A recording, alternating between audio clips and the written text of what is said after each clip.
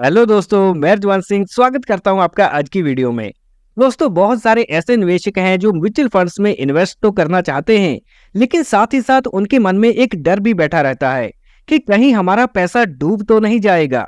लेकिन जब हम हिस्टोरिकल परफॉर्मेंस का डाटा चेक करते हैं तो इक्विटी म्यूचुअल फंड्स की ये हिस्ट्री रही है कि किसी भी 7 साल के बाद इसने नेगेटिव रिटर्न जनरेट नहीं किए। तो ऐसी कंडीशन में निवेशकों की कैपिटल तो सुरक्षित है ही, लेकिन साथ में पास्ट की बात करें तो उनको अच्छे रिटर्न्स भी मिले हैं। तो दोस्तों, आज के इस वीडियो में हम इंडिया के टॉप 3 सेफेस्ट म्यूचुअल फंड्स का डिटेल रिव्यू करने वाले हैं, जो कि प्योर इक्विटी म्यूचुअल फंड्स के मुकाबले थोड़े कम रिस्की हैं। तो आज हमारा फोकस सिर्फ एक्स्ट्रा ऑर्डिनरी रिटर्न्स जनरेट करने पर नहीं होगा, बल्कि साथ ही साथ जो क्रिटिकल मार्केट कंडीशंस हैं उनमें रिस्क को मैनेज करने पर भी होगा। और जो इन्वेस्टर अपने एग्जिस्टिंग पोर्टफोलियो को डाइवर्सिफाई करना चाहते हैं जिससे कि उनका पोर्टफोलियो बैलेंस हो सके, वो भी इन म्यूचुअल फंड्स को डिटेल में स्टडी कर सकते हैं। तो चलिए ज्यादा समय ना गवाते हुए शुरू करते हैं इन म्यूचुअल फंड्स के बारे में। तो यहाँ पर सबसे पहले हमने जिस म्यूचुअल फंड का चुनाव किया है ये HDFC फंड हाउस से बिलोंग करता है और इसका नाम है HDFC focused fund direct growth. तो ये जो फोकस्ड कैटेगरी के म्यूचुअल फंड्स होते हैं इनमें ज्यादा डाइवर्सिफाई करके नहीं चला जाता, बल्कि फोकस करके चला जाता है। और फोकस्ड कैटेगरी के म्यूचुअल फंड्स में ज्यादा से ज्यादा 30 स्टॉक्स होते हैं। तो HDFC का ये focused fund flexi cap category में आता है और यहाँ इसका एयूएम साइज हो चुका है 25,140 करोड़ का। NAV है 270 रुपए की। और ट्रैक रिकॉर्ड की जब हम बात करते हैं तो ये 17 सितंबर 2004 को लॉन्च हुआ था। तो यहाँ पर 21 सालों का एक बड़ा ट्रैक रिकॉर्ड हमें देखने को मिल जाता है। और हम जिस डायरेक्ट प्लान की बात कर रहे हैं ये 1 जनवरी 2013 को लॉन्च हुआ था, तो 12 साल 11 महीने इसे हो चुके हैं। और यहाँ पर आपको लमसम एंड मंथली SIP दोनों इन्वेस्टमेंट ऑप्शन मिल जाएंगे। और इसके बाद हम एक्सपेंस रेशियो की बात करें जो 0.62% की है। तो एक्सपेंस रेशियो वो एक्सपेंस है जो हमें सालाना फंड हाउस को देना पड़ता है हमारे फंड को मैनेज करने के लिए। और यहाँ पर 1% का एग्जिट लोड एप्लीकेबल है अगर 1 साल के अंदर अंदर ही की गई इन्वेस्टमेंट को रिडीम किया जाता है। और 1 साल के बाद रिडीम करने पर किसी भी प्रकार का एग्जिट लोड नहीं लगेगा। और ये म्यूचुअल फंड फॉलो करता है निफ्टी 500 TRI इंडेक्स को। तो चलिए इस म्यूचुअल फंड की पास्ट परफॉर्मेंस को देख लेते हैं। तो यहाँ पर पिछले 6 महीनों के रिटर्न है 4.67% के और कैटेगरी के तकरीबन 1.5% के। और अगर हम 1 साल की बात करें तो ये 8.70% के हैं और कैटेगरी के हैं 0.43% के रिटर्न। और 3 सालों की जो एवरेज ग्रोथ परसेंटेज है वो जहां निकल के आती है 21.74% की और कैटेगरी की 16.60% की। और यहाँ पर 5 सालों के एनुअलाइज रिटर्न है 26.63% के और कैटेगरी के 18.18% के। और 10 सालों के बड़े टाइम फ्रेम में देखा जाए तो ये रिटर्न्स निकल के आते हैं 16.20% के और कैटेगरी के 14.64% के एनुअलाइज रिटर्न। तो यहाँ पर आप शुरू से लेके एंड तक देख सकते हैं कि शॉर्ट टर्म में, मीडियम टर्म में और लॉन्ग टर्म में इस म्यूचुअल फंड ने अपनी कैटेगरी को लगातार बीट किया है। और जब हम बात करते हैं एसेट एलोकेशन की तो यहाँ पर इक्विटी में 85% की एलोकेशन है और रियल एस्टेट में 1.9% की और डेट में इन्होंने 0.2% की एलोकेशन कर रखी है। और यहाँ पर इनके पास 12.5% कैश में अवेलेबल है। तो मार्केट में अपॉर्चुनिटी की तलाश फंड मैनेजर्स द्वारा करी जा रही है। जब उनको बेहतर अपॉर्चुनिटी मिलेगी तब वो वहां निवेश कर सकते हैं। और यहाँ पर मार्केट कैप वाइज देखें तो लार्ज कैप में 67% की एलोकेशन है। तो majority of allocation large cap companies में करी गई है पोर्टफोलियो स्टेबिलिटी के लिए। और इसके बाद मिड कैप्स में 5% और स्मॉल कैप्स में 12.5% की एलोकेशन रखी गई है। और इस म्यूचुअल फंड की टॉप होल्डिंग कंपनीज में शामिल है ICICI bank, HDFC bank, axis bank और स्टेट बैंक ऑफ इंडिया। और यहाँ पर फाइनेंशियल सेक्टर पे फोकस किया गया है 36% का। और इसके बाद बारी आती है ऑटोमोबाइल की 13.84% और यहाँ पर सर्विसेज सेक्टर में 7.5% और हेल्थ केयर में भी 7% की एलोकेशन रखी गई है। और ओवरऑल अगर हम HDFC के फोकस्ड फंड को देखें तो फ्लेक्सी कैप कैटेगरी में ये काफी बेहतरीन फंड है। और जब हम रैंकिंग देखते हैं तो 1 साल में अपनी कैटेगरी में ये नंबर 4 पे रहा है। और यहाँ पर लोअर एक्सपेंस रेशियो देखने को मिलता है और इसने कंसिस्टेंटली 1, 3, 5 और 10 सालों में कैटेगरी से बेहतर परफॉर्म किया है। और साथ ही साथ इसने 7.76% का हायर अल्फा जनरेट करके पिछले 3 सालों में निफ्टी 500 इंडेक्स को भी बीट कर दिया है। और अभी हम देख लेते हैं इसकी इंपॉर्टेंट रिस्क रेशियोज। तो इस म्यूचुअल फंड की अपसाइड कैप्चर रेशियो है 100 की और डाउनसाइड कैप्चर रेशियो है 48 की। तो इसका मतलब ये है कि जब भी मार्केट में अपसाइड आती है, अगर बेंचमार्क 10% बढ़ता है तो ये भी 10% बढ़ता है। लेकिन अगर मार्केट में गिरावट आती है तो बेंचमार्क अगर 10% गिरता है तो ये गिरता है तकरीबन 4.8%। तो यहाँ पर एक अच्छी डाउनसाइड प्रोटेक्शन हमें देखने को मिल रही है।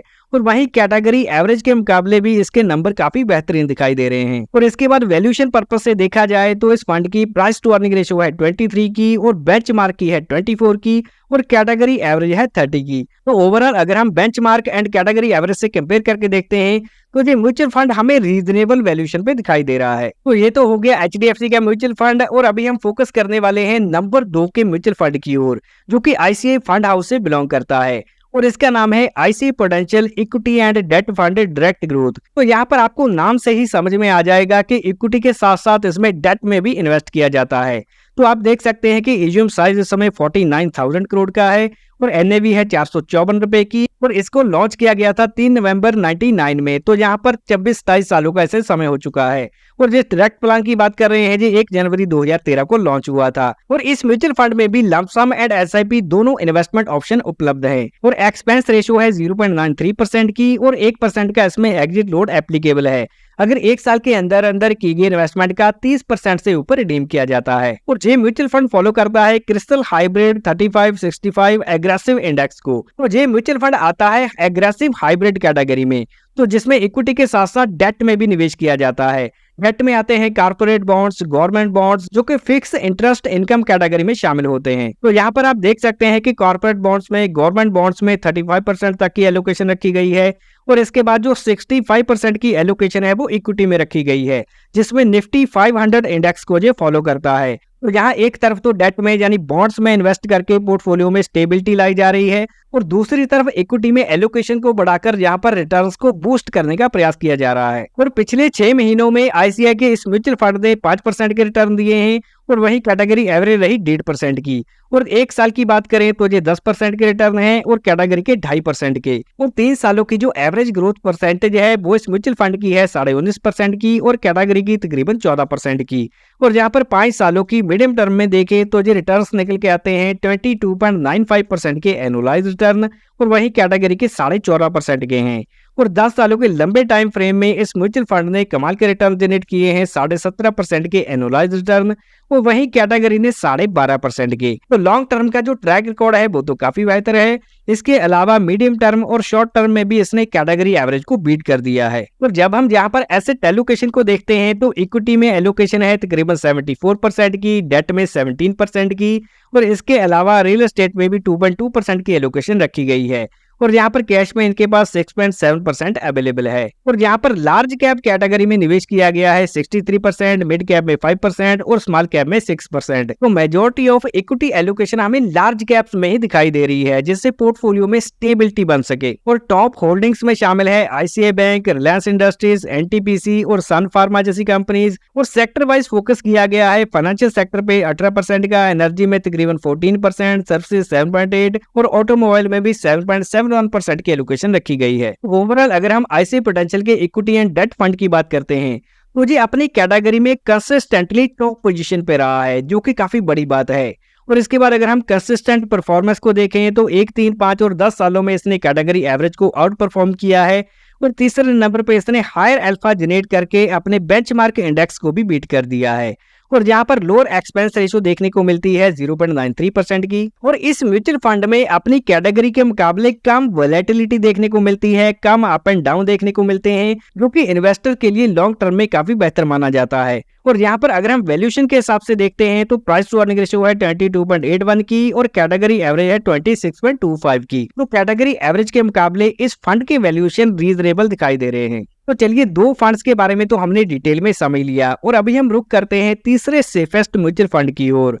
तो ये म्यूचुअल फंड इस प्रकार का है कि इक्विटी और डेट के अलावा और भी मल्टीपल एसेट्स में निवेश करता है। तो ये आता है मल्टी एसेट एलोकेशन कैटेगरी में और इस फंड का नाम है Nippon India multi asset allocation fund direct growth, जो कि 8,722 करोड़ का एजीएम कर चुका है। और यहाँ पर एनएबी है 25 रुपए की और 7 अगस्त 2020 को ये लॉन्च हुआ था, यानी 5 साल 4 महीने इसको हो चुके हैं। और इसमें आपको लंप सम एंड एसआईपी दोनों इन्वेस्टमेंट ऑप्शन देखने को मिल जाते हैं। यहाँ एक्सपेंस रेशियो है 0.27% की, जो कि बहुत ही कम दिखाई दे रही है।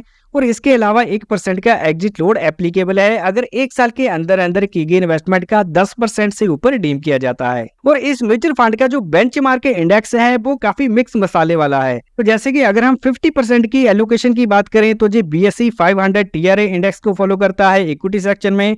और इसके बाद बारी आती है 20% की, जो कि MSCI वर्ल्ड इंडेक्स TRI है।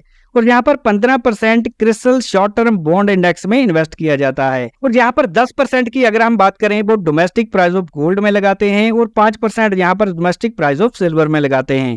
तो यहाँ पर आपको इक्विटी के साथ साथ डेट में एलोकेशन मिलती है और इसके अलावा यहाँ पर सिल्वर एंड गोल्ड में भी निवेश किया जाता है। तो चलिए जल्दी से इसकी हिस्टोरिकल परफॉर्मेंस को देख लेते हैं।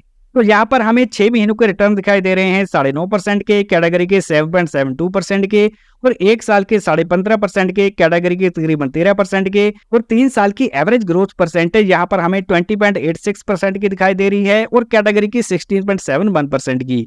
और 5 सालों की मीडियम टर्म में इसने 18.5% के और कैटेगरी ने 15.5% के एनुअलाइज रिटर्न जनरेट किए हैं। तो लॉन्च टाइम से लेकर अब तक की अगर आप परफॉर्मेंस देखते हैं तो उसने लगातार अपनी कैटेगरी से बेहतर परफॉर्म किया है। और यहाँ पर एसेट एलोकेशन में इक्विटी में निवेश किया गया है 63% का, कमोडिटीज में 16.8%, जिसमें आता है सिल्वर एंड गोल्ड, और इसके अलावा डेट में 15% और कैश में इनके पास 4.9% अवेलेबल है। और यहाँ पर लार्ज कैप्स में 43%, मिड कैप में 13% और स्मॉल कैप में 6% की एलोकेशन रखी गई है।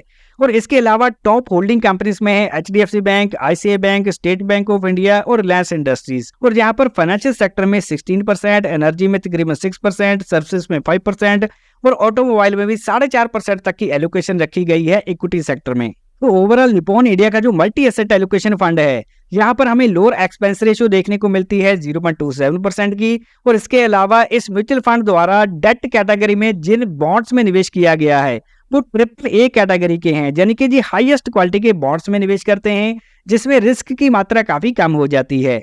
और नंबर 3 पे इसने कंसिस्टेंटली कैटेगरी एवरेज को बीट किया है 1, 3 और 5 सालों में। और यहाँ पर हायर अल्फा जनरेट करके पिछले 3 सालों में इसने बेंचमार्क इंडेक्स को भी बीट कर दिया है। तो इस म्यूचुअल फंड में एक तरफ तो हमें लोअर एक्सपेंस रेशियो देखने को मिलती है और दूसरी तरफ हमें डाइवर्सिफाइड एक्सपोजर देखने को मिलता है मल्टीपल एसेट्स में। और अगर हम मार्केट सेंसिटिविटी की बात करें तो इस फंड की बीटा रेशियो है 0.60 की और कैटेगरी की 0.75 की।